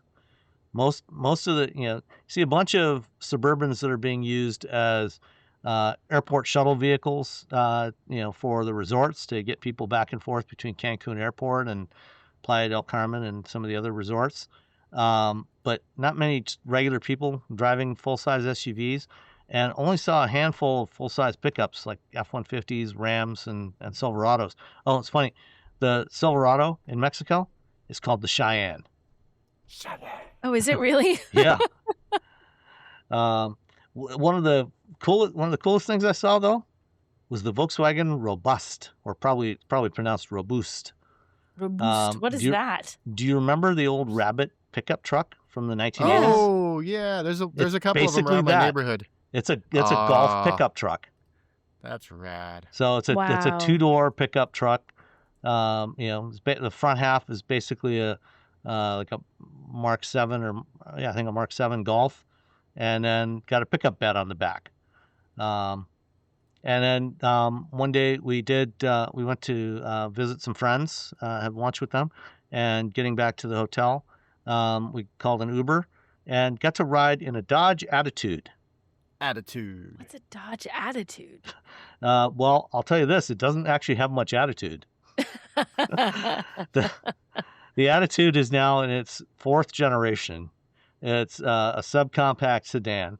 The first 2 iterations of the Attitude were based on the then current versions of the Hyundai Accent.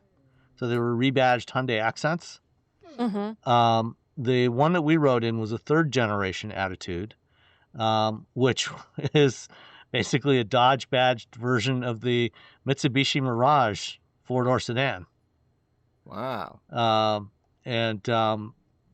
Actually, I was surprised sitting in the back seat of this thing. It was surprisingly roomy. That's about the best I can say for it. But it was surprisingly roomy for a small car. Fortunately, the one we rode in, the owner, I think, needs to get some new brake rotors. Seems to have some seriously warped brake rotors. So every time he hit the brakes, you just feel the shuddering as he's slowing down. Oh, that's a bummer. Yeah. So, and then the current generation that debuted in 2024 is actually made by GAC from China. It's Chinese built, and it's based on a model called the Trumpchi MPAL. That's a cool name. Yeah, that sounds funky. I would love a Trumpchi MPAL. What are you driving? Trumpchi MPAL. Oh. Wouldn't you rather have it with a Dodge Attitude badge on it, though? Attitude. I like that it's called Attitude. There's a band called Urge Overkill, and in one of the songs, like in the middle, there's like a little sidebar where a woman just says attitude. No,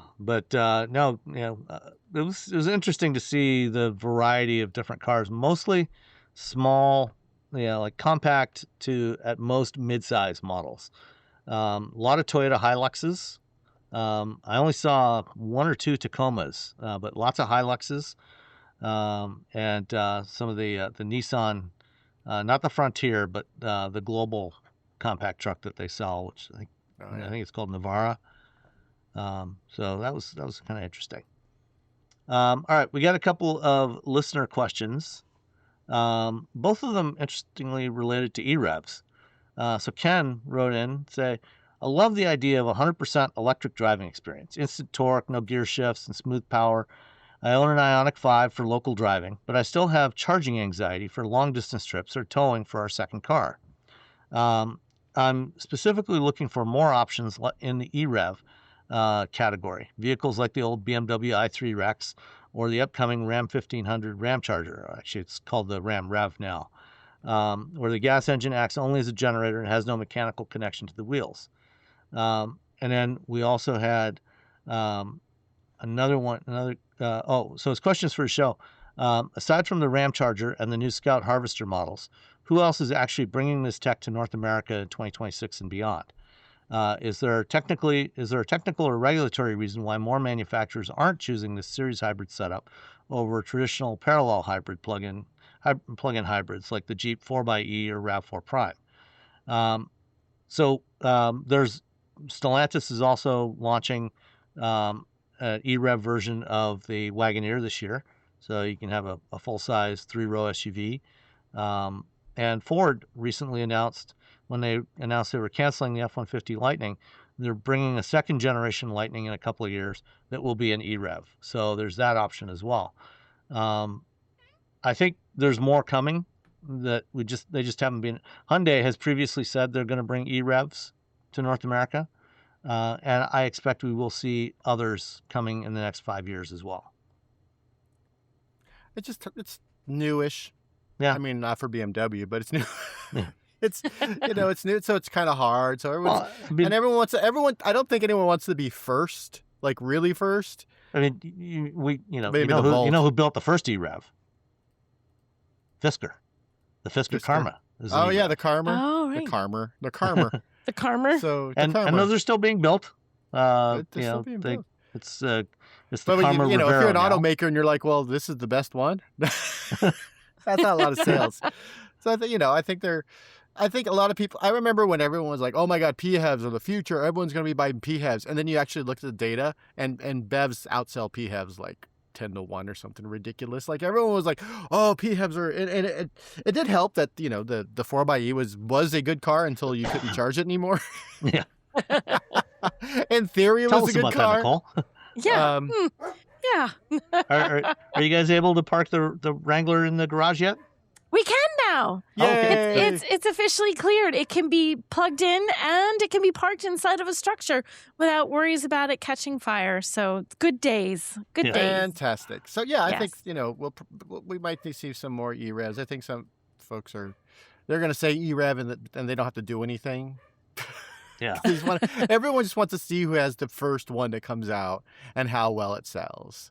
I think everyone's a little, maybe a little gun shy because of PHEVs, the plug-in hybrids, because they were like, these are going to be huge. And you look at the numbers like, oh. I remember people telling me on podcasts like, well, everyone's buying PHEVs now. I'm like, well, no, everyone's talking about PHEVs. No one's actually buying. Yeah. And I think PHEVs are sort of a great solution for a lot of people. But I know some people absolutely positively hate PHEVs in the automotive journalism world. I'm like, well, they're like, well, just make it a BEV. I'm like, you got to, okay, fine.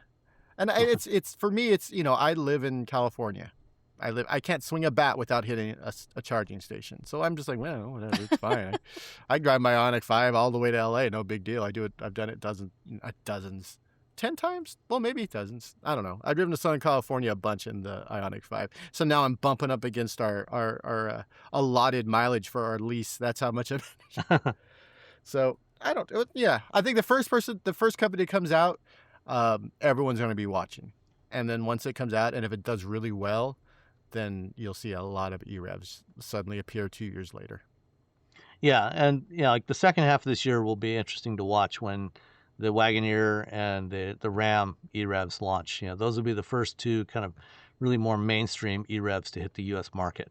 And then, probably 2020, late 27 or into 2028, we'll see the new Lightning e-Rev. And then perhaps the Scout at some point, may finally make it to market. And Hyundai will probably be somewhere around 2028 when we see their first e-Revs. All right. And finally from Steve, says, in my view, from an untrained automotive observer, the EREV category feels like the sweet spot of migrating to burning fewer fossil fuels, simpler and lighter drivetrain, and solution for range anxiety. Yet the industry has offered so many more hybrid and PHEV models. Why is there hardly anything beyond the Volt and the i3? Well, I think we just answered that. Kind of answered that, yeah. Yeah, I think the Volt wasn't truly an EREV. It was more of a longer range plug-in hybrid. It was sort of a semi EREV. The i3 was an EREV, was a true EREV, but it was so limited in the power from its generator, and it only had like a 1.9 gallon gas tank, so it couldn't actually go very far for range extending. It was really only for emergency use. So those two weren't really great examples of EREVs. And then, of course, like I said, the Fisker Karma. I think this year is going to be potentially the turning point for EREVs in North America. If you get an i3 EREV, you can actually hack it to actually work well as an EREV. Yeah, you do have to. You can put different software in it. Yeah, you can hack it to do that. If you want a cool carbon frame little car that you can cruise around as an EREV that actually, performs like a real car, you can hack your i. If you can find one, it's like the A-Team. If you can find it, maybe you could drive the i3. Well, if you've ever watched the Rich Rebuilds YouTube channel, he buys, cars from scrapyards, for practically nothing, and fixes them up. And he bought an i3 Rex, which is the EREV version, a while back, about a year or so ago.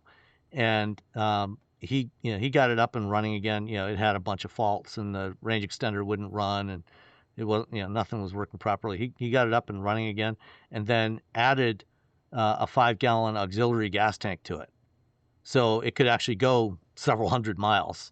Cool. On a tank. Wow. Not that you drive 700 miles in an i3, but well, I said several. It's such an amazing several hundred. Yeah. So about 300. It's such a great around town car. Yeah. I love the little i3. There was one in the last time I was in Hawaii.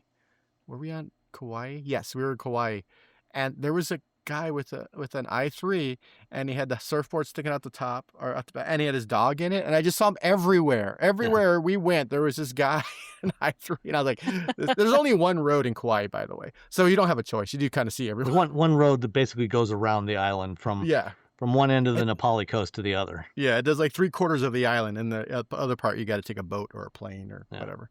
But yeah, I think I still like the i3. My wife does not like the way they look. So. Did you ever drive the i3, Nicole? I drove it for like a hot minute. I didn't really ever have it as a loan or anything. Somebody had one and I drove theirs. That was literally the extent of it, like quite a while ago. So yeah, that was it. I haven't had much time with it. It was an underrated car. I think so. It seemed fun. He loved it. He thought it was the best car ever. So yeah. All right. Well, that's it for this week. Thank you, everybody. And we'll see you next time. Bye. Bye.